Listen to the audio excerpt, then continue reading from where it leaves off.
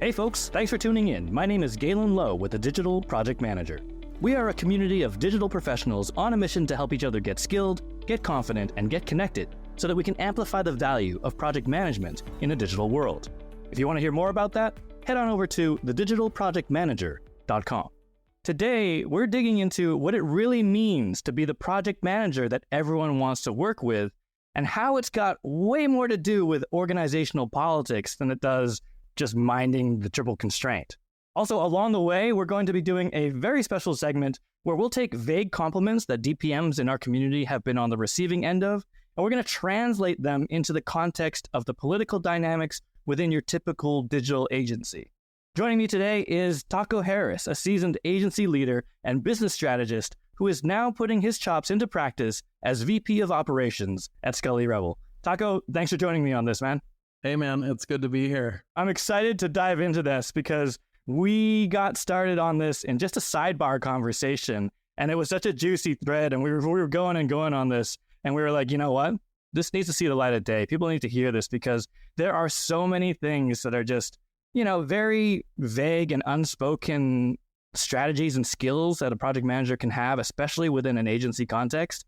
And it doesn't really get talked about a lot, and then people have to find out about it like the hard way. It's very difficult to explain or train about. So that's what we're going to try and unearth today. Yeah, it's a mixed blessing. It is a mixed blessing indeed. We're going to get into like cloak and dagger here, but it'll be lots of fun. Just before we dive in, Thako, could you tell us just a little bit about your journey from project manager to agency operations leader? Like, what got you into project management in the first place? And what types of projects have you gotten yourself involved in? Oh my goodness. This is in the Wayback Machine now. I was a teacher before, and people are like, you're creative. Think about doing something creative in advertising or something. I'm like, advertising? What? Isn't that in Hollywood? We make ads in a bunker somewhere in LA? I didn't know. And Minneapolis is a hotbed of advertising. I was there and I had no idea. But I happened to meet a few people that were in it, and they were like, yeah, cool. We should meet some people. We'll do some informational interviews and we'll see what happens. No, non-committal, but I did that. I did a ton of informational interviews. I went to every agency in Minneapolis. I asked people like, how did you get in? What did you do? And I wore a blue suit. So it took 2 years of interviewing and getting back and forth. And hey, I think we got a thing. Sorry, no. I gave up. Honestly, I was like, okay, I guess my road is to be a teacher, and I like teaching. I'm going to keep on with teaching until I got a text. I got a text at night, and I'm like, oh, wow. Are you still interested? And can you start this summer? And so the timing of school year ending and the job starting just, it lined up, and I started as a project coordinator and eventually, worked my way up. So that's how I got into advertising and operations specifically. I think if you keep saying yes and you keep, your projects go, you will eventually, it maybe sounds like something director, but it's really the thing that no one wants to do. You're in charge of new business. You're in charge of resourcing. That's one that people really, I need a team. You're like, oh, you need a team, But if you like that sort of thing and you can cope and you can deal and just keep on going, that's my story anyway. I love to say yes to things as a policy for, climbing said corporate ladder or agency ladder or wherever you may be. That's how opportunity finds you. Well, listen, let's dive in because as I was saying, this all kind of started with a conversation you and I had about what it really means to be a PM that everyone at your agency loves to work with. And equally, everyone at your company loves to work with. It doesn't have to be an agency. But we do have a lot of stories under our belt, we realized, about what that actually means. Oh yeah, everyone loves working with you. And it's one of those pieces of feedback that's coveted, right? For a lot of PMs, this is coveted feedback to receive. But actually, when you rewind and reread it, on paper, it's super vague. It doesn't mean anything, right? It's like, oh yeah, people love working with you. You're like, yes, I did it. And you're like, did what? I thought maybe we could unpack that. And just based on your experience, what does it even mean to you when a project manager gets told that they're, the popular PM? Well, it's almost like caveats on caveats here, but let's just take it at face value. And at face value, what that means is, as the resourcing person, yes, hey, what I think that means is this person speaks everyone's language. They speak everyone's love language.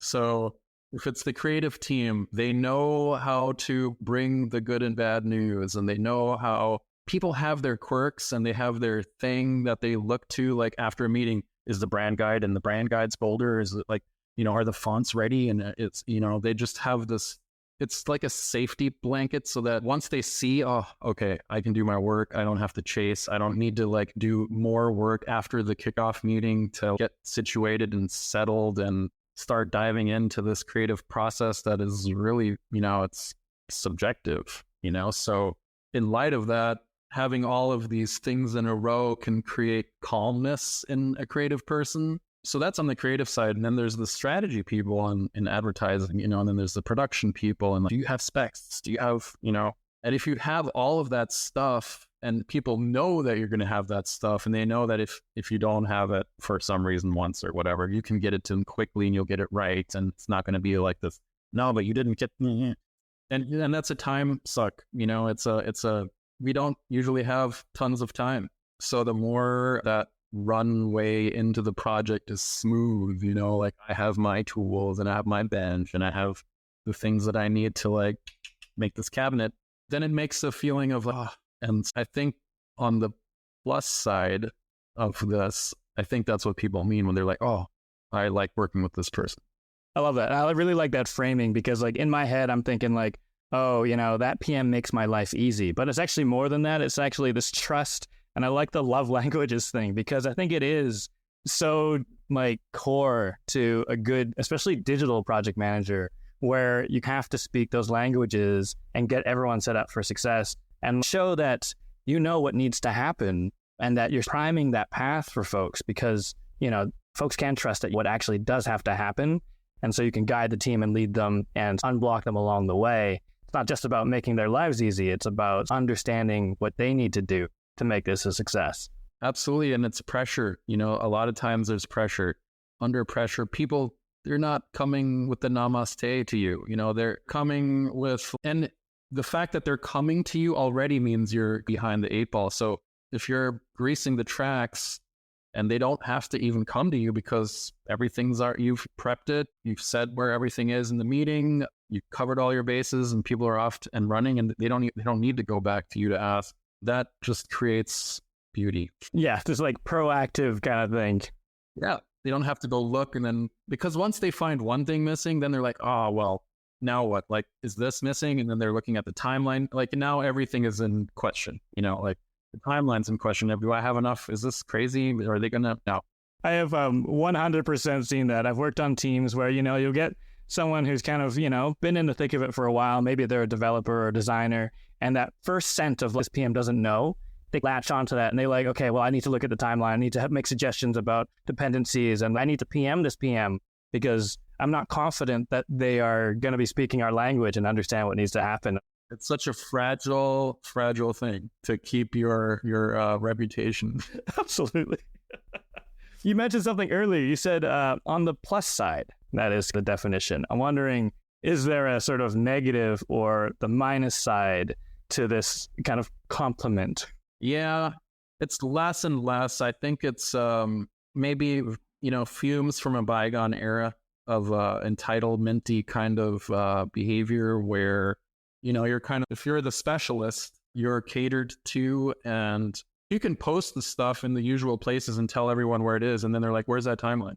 It's just because they feel like I asked, you deliver, and that's extra work for the PM at that point. And, if you do that, then you're doing double work. And if like you have a team of 12 people and they're all doing that in various degrees, then you're just burning time, every effort, brain power, sending them this invite reminder and this, path to this file. And, you can never get ahead of that. So sometimes people can say, I like working with you because even if you at them in a comment in Teams, they didn't get it or they have too many notifications and they can't dig through it and they want it in a Slack or they want it in email, like whatever, I think you got to figure out how to hold that line. That's the gray zone, right? Where you're right. It's a fine line between being like appropriately proactive and helpful and just being like kind of like the person doing the bulk of the work where everyone gets to sit back and be like, don't worry, that PM's going to take care of everything.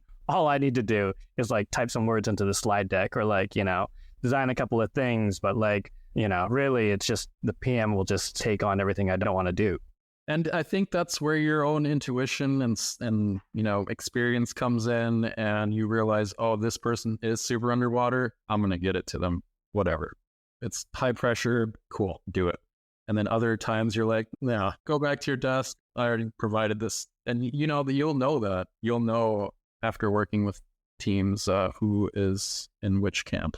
Yeah, 100%. I love that. I want to dig into that a little bit more, but I'm wondering because I feel like you've got, from your work experience, we talked about, the sort of languages, right? Creative. We talked a bit about dev. You mentioned something about like, your role, like in ops, like the resource manager. Do you have any stories about just like a PM who has just been like that excellent PM from an ops standpoint, and like what language that kind of comes out as? So from an ops perspective, you can tell, if it's the PM that everyone wants to work with and that PM is rocking, you can tell by their body language, by, how their email responses, are they terse? There's just telltale signs of maybe like looming burnout, or I got this, or I'm underwater, I'm not going to make this, So, and then there has to be a comfort with the team where they're willing to say that to you. Yeah, I'm underwater, can't take this extra thing. So when people do say, I like this PM, they do everything,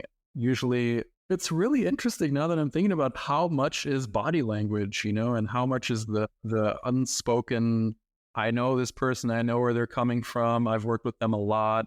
When they say, I like this person, I know what they mean. Even though they're just saying, I like this person, I know what they actually mean is they're on top of everything. They scoped it. They have the right amount of resourcing on their team. The timeline is great. The materials are organized. And then sometimes I hear it and I'm like, you like that PM because they just always cleaning up after you in some way. And so from an ops perspective, that really boils down to knowing your team, like really, really knowing your team. And that means just being interested in non-work stuff with them, spending time with them, not just talking about work, just as humans. And you get to know them, and like they're not able to say no. So and then coaching them on these things, on how to establish boundaries that are fair for everyone and important because you value your time also. So there's just growing. Just growing in your position as you grow into your boots. I love that call out on coaching as well, because like, we're talking about things like instinct and intuition, and there's no course for that really. You can't go and get trained on that. Some of the things you just learn by working with people over time and paying attention. But what I really love is like this notion of, I don't know, the symbiosis, I guess, right? Where especially with ops and project management, ops, again, you mentioned coaching, you mentioned like looking out, knowing your team, because you need this team to function. It's not just a bunch of, quote unquote resources. We call them resources, but what we mean is people. And on the PM side, it's like kind of this awareness, knowing that they're not just executing projects in a vacuum on their own. Things have to work operationally. They've got a responsibility to make sure they have things buttoned up and that their projects are running on time, or at least using the resources that they're supposed to use. And helping out the ops team. I think one of the the most important relationships I had in an agency situation as a project manager was actually with the resource manager or the traffic manager or whoever's allocating the team. And again, not just buttering them up and bribing them, but like understanding, speaking their language, making sure that you're being considerate of what that individual needs to do to make all the puzzle pieces fit. Not just, oh, I need this person for an extra week, like no matter what, like, wah. There's other ways to approach it, to understand their language and what they need from it and how it all works together in the operation. Yeah, and the ops thing is, in my previous role, it was ops, project management, resourcing management, project management, all mixed together. And it was a little bit like, right now I'm functioning as a resource manager. Now I'm functioning as a project manager. Now I'm like taking all this, and then I'm functioning as an ops person. And ultimately the ops person, that's a more hardcore position than I think maybe is usually understood or considered or thought about, because that's tied to money. That's tied to money pretty heavily, and goals for the business. And So the coaching part, it starts to get into the role of mentor and coaching. It's hard. It's harder to do when you have that ops responsibility as well, because now you're not just, hey man, like you can improve your skills to make this flow better and you'll help the team. But no, it's money now. Like, and in that role, it becomes a little more hardcore in that if you see those things, then days can be numbered. No, honestly, it really forces that urgency. And I would say even some like project managers, especially in an agency context, when you're talking about not huge profit margins, like the really good project managers that I know understand the urgency of what they're doing, not just I'm executing a project in a vacuum and as long as I land the plane, it should be fine, or I could go a bit over on this, and as long as I'm doing a good job, like it should be fine. Not thinking about the broader ecosystem of, okay, well, if everybody's doing that, yeah. It should be fine that's not a thing. Yeah. That might be a thing for 3 months, and then it will no longer be a thing. No, the stakes are high, right? And I think it's very important to understand that. And then just to swing it all the way back around, I think that's what that popular PM, or being the PM that people like to work with, is that knowing sort of the language to speak, but also understanding what the stakes are, like in general. And also why I do see some folks make the same journey, a similar journey to yours, right? Through project management up into operations. And I think you hit the nail on the head earlier. You just said, you have to wear multiple hats and understand what it means to wear those hats and expose yourself to different parts of the business so that when you are, in operations, you have that sort of like high level view of what needs to happen. You understand the stakes, what needs to happen when, and what to say to people from that mentoring and coaching standpoint, but with urgency. Yeah, when you start seeing the numbers, but we can just bring it back to the popular PM, because those guys, if you could have a team of them, man. But like life, like a classroom as a teacher, you have this person has these strengths, this person has these strengths. You want your whole team to rise up. So can't just chop heads. Like that doesn't work either, because then no one wants to work at your company and they realize, oh my God, this is a sweatshop or something. So yeah, it's a lot of knowing people and being proactive with guidance and communications. I wonder if we could dig into that just a bit more, right? Because I think if I'm picking up what you're putting down, it's like you can't just hope that you hire a team that all operate the same way like robots. Everyone's going to have this sort of nuances and individualities, and that's something that you can coach and work with.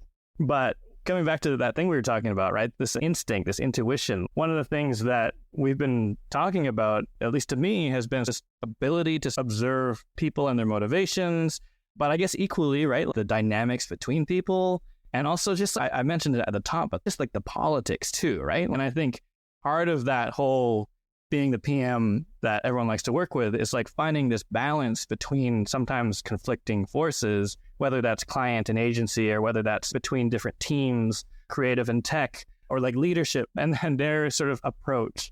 But like we were talking about, there's no like course you can take. Given that maybe, you've got a team of project managers, they're all a little bit different. How would you advise your project managers to develop this like skill of reading and understanding the dynamics between people and like their motivations? Michael in the newsletter said project magicians.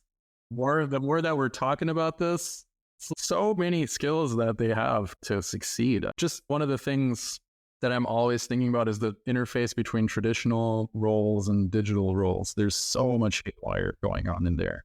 So if you're going to advise the team on how to best navigate the politics, because it's rife with politics, because everyone feels their role is valued and valuable, rightfully, but then there's dependencies in a project. So dependencies can imply that a role is more important because you can't start yours until I do mine, but that's not necessarily true, because the client is the one who will ultimately, they need a good, excellent deliverable. So internal squabbling or chest pounding or whatever, like it doesn't help anyone. So the PM has to, a lot of times I see in younger, when you're starting, even myself, you get comfortable in, I really like working with the creative team. And so you're just heads down, building timelines, creative team in your mind, scoping, timeline, creative team. But did you consider thoroughly strategy? Did you consider thoroughly production at the end? Did you consider thoroughly the interface with digital,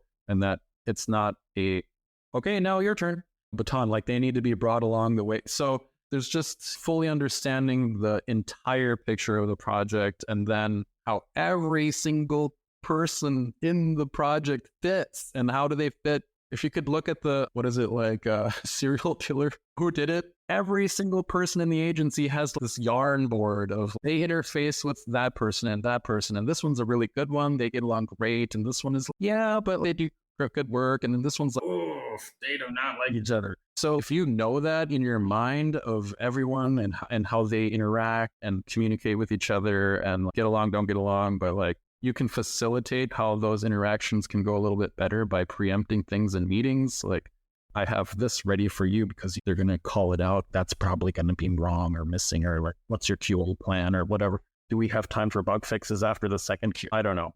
Someone who is really deep in there and knows the only way to do that is you have to talk to the people, get to know the people, know what they actually do, know the words they use. There's some esoteric JIRA terms. They're escaping them, but something like about something board. I can't give you a great example right now, but knowing all that will get you a long way there. I totally hear that. Actually, that's such a good visual, even though I know it's kind of like that conspiracy theorist, like serial killer visual of like the pin board with all the yarn, tinfoil hat kind of territory. But honestly, that is the right, in my mind, like I agree with that. I agree that you have to be able to do the mental math on the people you're working with and what their motivations are and what they're feeling and the language they speak and what's going to set their back up and how you can get ahead of that. I think, again, it comes back to that sort of proactiveness of just wanting to use your knowledge and your critical thinking to stay ahead of it. Not that you can control every outcome, but you can at least have considered it so you don't like step in the big trap, right? In that client meeting. And you have to also stay engaged in meetings when it's not your turn or you're not contributing officially, but you're noticing, oh, he's presenting at this point. He presents in this manner. Maybe there's a stutter, not like a physical stutter, but a like misstep. And then think back, why did that happen? Was there a line lost? Or just try to stay on top of anything that's out of the ordinary and then piece together in your mind later, how did that go? What could I have facilitated there? Or maybe I can follow up and ask, hey, did your slide not, I don't know. I'm just inventing stuff right now, but just staying engaged, not like really engaged on everyone's time. And then that I think will come naturally to you. There's this like analysis component to it. Like we're doing a retro on everything to learn the lessons in real time and then apply them. It's stuff we're talking about. Like it's so critical to being an effective project manager. And yet it's a really difficult thing to either teach or like actively practice or train for, but it's at the center of it. I wonder if we flip the coin around though, especially in your sort of current role, we're talking about maybe building a team. Like, how do you hire for this particular set of skills? Is it even something that hiring managers should be thinking about? Or is it something that you just find out along the way once they're up and running? I feel like I can feel it. When I'm talking to someone and I can tell that they're engaged and they're giving eye contact and they're noticing the things that I said, there's just ways of perceiving that that person is really actually paying attention. I really am feeling like, how do they present? Do they present like they're engaged and they know what's going on? Yeah, I hear you. It's actually interesting because as an interview strategy, like as the person conducting the interview in the situation, like you're almost looking for them to practice that skill with you, to be like, I'm gathering things about you. You mentioned this thing earlier. I can take that in real time and I can spin that back into my response because I'm paying attention to you as a human, not like going through my little Rolodex of interview answers that I practiced, that I rehearsed before this interview, where you can actually be like, okay, well, is this person actually paying attention to me, picking up what I'm saying? Like, if I had a hesitation or stuttered, are they noticing? Are they like picking up on whatever certain cues? I wouldn't say this is like a by the book interview guide, but I do like it as this, well, actually show me that you have at least this sensibility to engage with me and speak my language in this interview. LinkedIn is littered with confidence and trust, just in advice about it all the time. And when you see it so much, it just becomes background noise. And, oh yeah, this is marketing, this is business speak, this is whatever. But oh my gosh, it's so true. If you walk into a room and you just have no presence, then you'll either become that project manager, maybe, who just has to continuously follow up on additional requests because the people are just like, they will do it. Like they don't have a spine or like they don't, I don't know. You'll get tested that way. I don't know. I think it's just a fact of life, or maybe. No, I agree. It's human interaction more than it is projects and delivering projects or being in an agency. It's people and trust. I wonder if we could swing around and just like, I want to play the devil's advocate a bit, right? Because we're talking about this, like being the PM that everyone loves working with. We're talking about how there's a fine line between being helpful and proactive, but still holding people accountable and just like getting drawn into just doing everything that no one else wants to do. And then I was thinking about it at an ops level, right? In a world where you are that PM or you have that PM that everyone loves working with, and there's this unicorn role, does that mean that person is a maverick outlier that isn't helping the business scale? Because people love working with this individual for very specific reasons that are different than all the other PMs on the team. And they're doing something that's different. But is it ever something that's actually that difference is bad because they're being maybe too helpful or they're setting the wrong expectation for the rest of the team? And now they want to work with that person because they don't like working with the other PMs as much, even though those other PMs are by the book, following the standard operating procedure.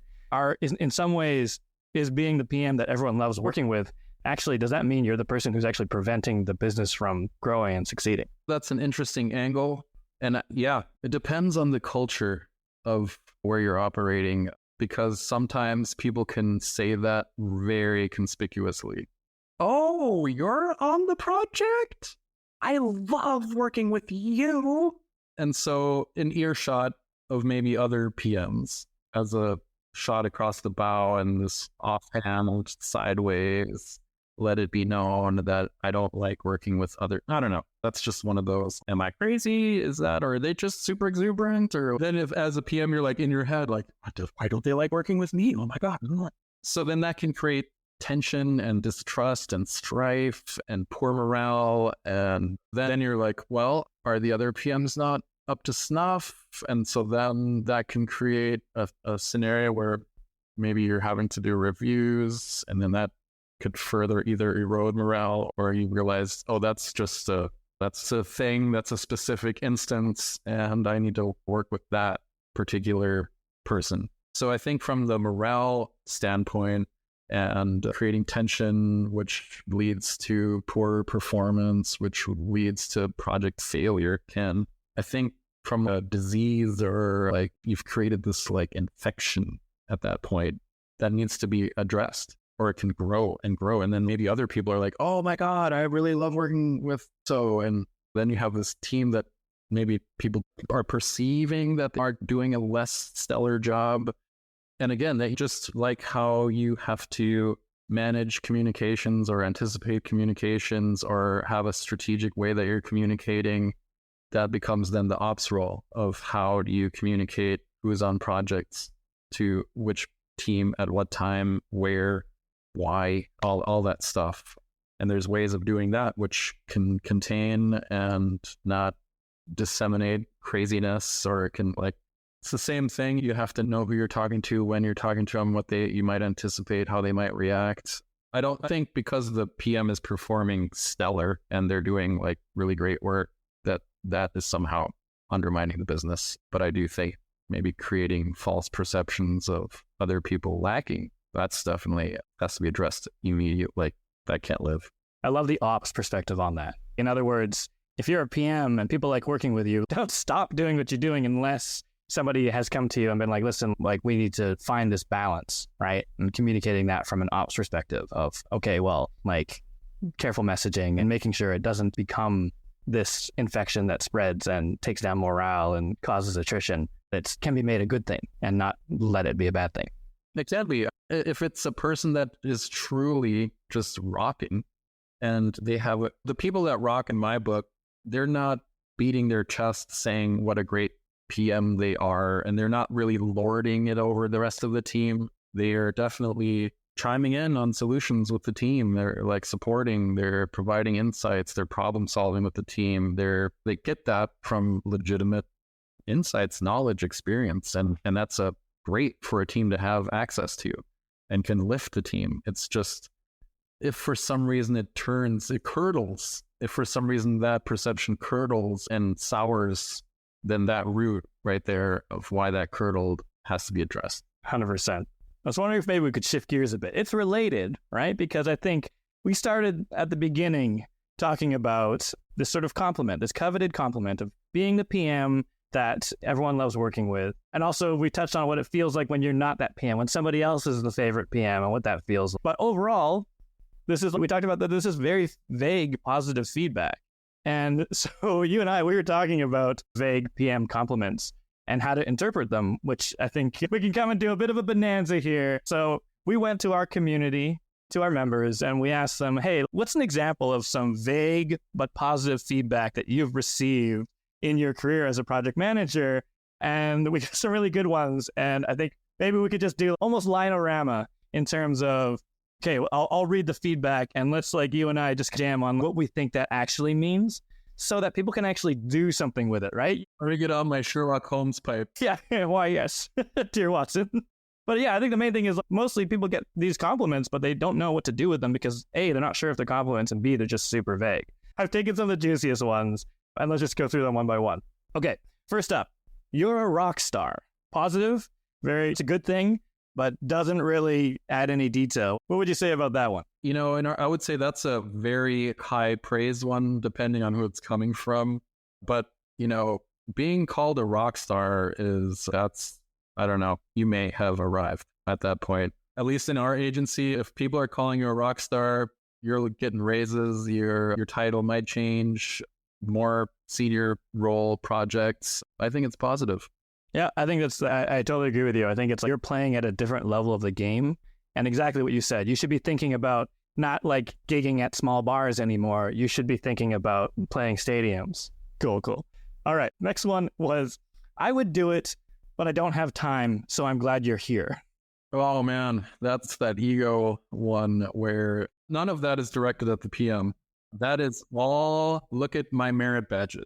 So I would say water, ducks back. Depends. If you want to fight it, if it's a pattern of it feels a little dismissive, if there's other dismissive things, I would definitely, if it doesn't bother you, let it go. If it's an instant, let it go. If it's a pattern that's making you uncomfortable and this person is overall just a little bit or a lot, apparently, dismissive of your contributions, I would escalate that. Yeah, I'm with you on that one. I think this is where project managers start to think that their value is just picking up all the other stuff that no one wants to do, and that's not the value of a project manager. All right, we have this other one. One of our members said that they got the feedback after every presentation saying, I love that you are doing your job. Oh, man, it's so prevalent. Okay, that is a historical reference. That is I was suffering so much under a previous project manager who never did their job. They didn't follow up. They didn't provide meeting notes. They never did. And they never scheduled whatever. Again, if it's isolated, they said every meeting. Okay, so since they said every meeting, I would confront that and say, that's not really helping me.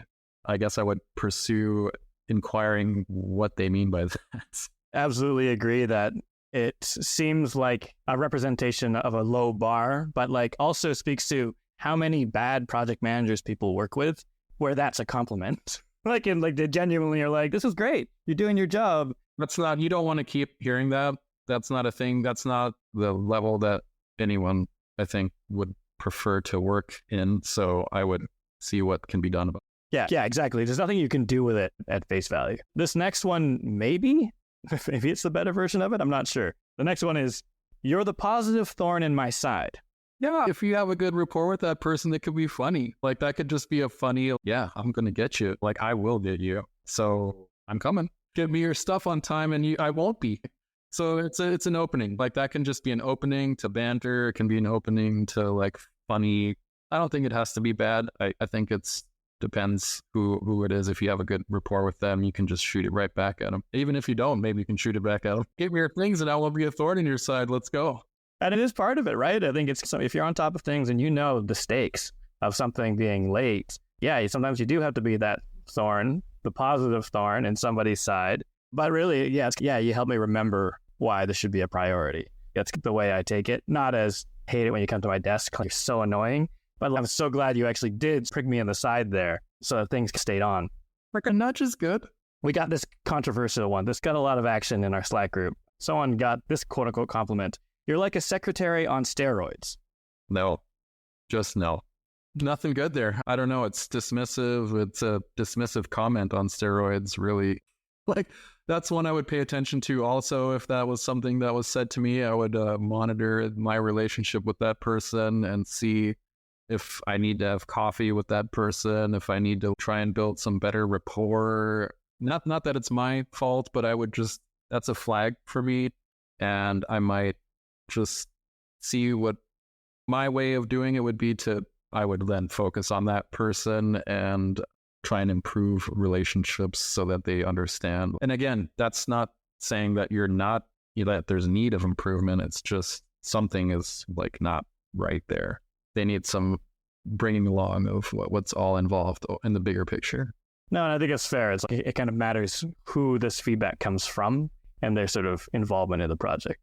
I have two last ones. One is actually from me, and I think we did unpack it earlier, but you said it at the beginning as well, and I've had it said to me. The feedback is, you're a great communicator. And I think we know what that means, but when you start to unpack it, you're like, what does it really mean? Oh, man, that is a great compliment, though, because if you are a great communicator, and I think I was trying to get at this with the love language comment earlier, there's just ways of talking to different team members that gets them laughing, gets them motivated, gets them feeling psyched. That doesn't work with other people.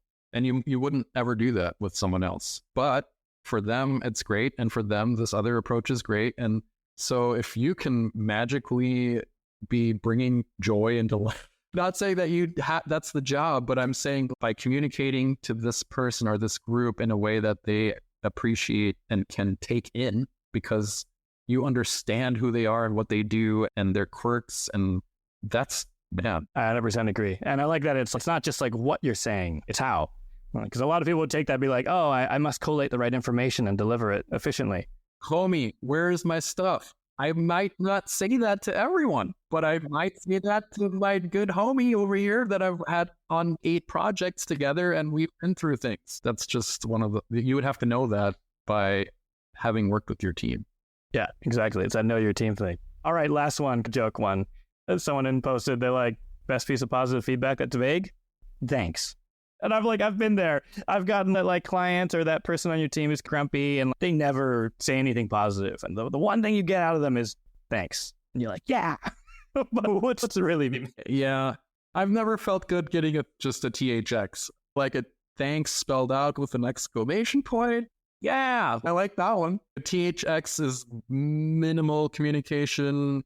Maybe they're feeling put upon and now they can finally go do the thing that they needed to do because finally there's a lot of that vibe. Is that so weird that like all of that is attached to these 3 letters THX? Like you're kind of, did I need to get that to you sooner? Like, yeah, it could be interpreted in so many different ways. The one that we did have, I worked at an agency and we got an email from a client that was just that THX, thanks. And we printed it out and put it on the wall because for us, it meant that we got to this point with a very tough client where they were starting to bring down the walls. You know what I mean? They were starting to let us in. It was like just the very beginning. They thought their job was to like just smash us down, whatever. So we're trying to take advantage of them or an agency. The walls were up. And that was like hey, the walls came down. Instead of not anything positive, it was something positive, which meant we were getting through to them and we're starting to understand what they're about. Yeah, so we printed it. We put it on the wall. Yeah, take your wins, man. Like, you got to take your wins. I thought maybe we could round out with just one last question. As someone who's been in leadership roles in a few different agencies, what is the one piece of advice that you'd give to project managers who want to follow your path up the ladder and maybe into operations? That's a hard one. I think You really have to stretch. When I said yes, I didn't know. A lot of projects I got, I didn't know if I could do those projects, to be honest. But I saw that's a big project. There's a lot of eyes on it. That's scary. In and of itself, my shortcomings would be on full display. Things I didn't know and didn't even know to ask. And it did. That stuff came out. There was embarrassing moments. There's shame after meetings. I suck at this. But then you get your wins. You come through, you get your wins. You anticipate those things. Those are burned into your soul. You're like, not going to do that again ever. And so you start stretching and growing, and people see that you're doing that, because when you say yes, others may have said no, weren't enthusiastic, or squeamishly said sure, or whatever. If you're enthusiastic and you're like helping and you're driving and asking questions and saying things like, I'm excited to do this, I might need some help here or there, all of that stuff is noticed. Like that stuff, just engagement in general is noticed. Like when you're focusing and you're raising your hand and you're networking with teams and problem solving, that stuff is noticed. And it's not, you think that's just normal. You think, I don't know this, I'm going to ask and I'm going to move and I'm going to go here. And others can sometimes just sit and just stew in fear or something. So say yes, stretch, be scared, do it anyway, make your mistakes, take lumps, admit to your lumps, make less lumps later, LLL. And then just keep saying yes and you will get there. Thako, thanks so much for hanging out with us today. This has been way too much fun. So much fun. Thanks for inviting me. All right, folks, there you have it. As always, if you'd like to join the conversation with over 1,000 like-minded project management champions, come and join our collective. Head on over to thedigitalprojectmanager.com/membership to learn more. And if you like what you heard today, please subscribe and stay in touch on thedigitalprojectmanager.com. Until next time, thanks for listening.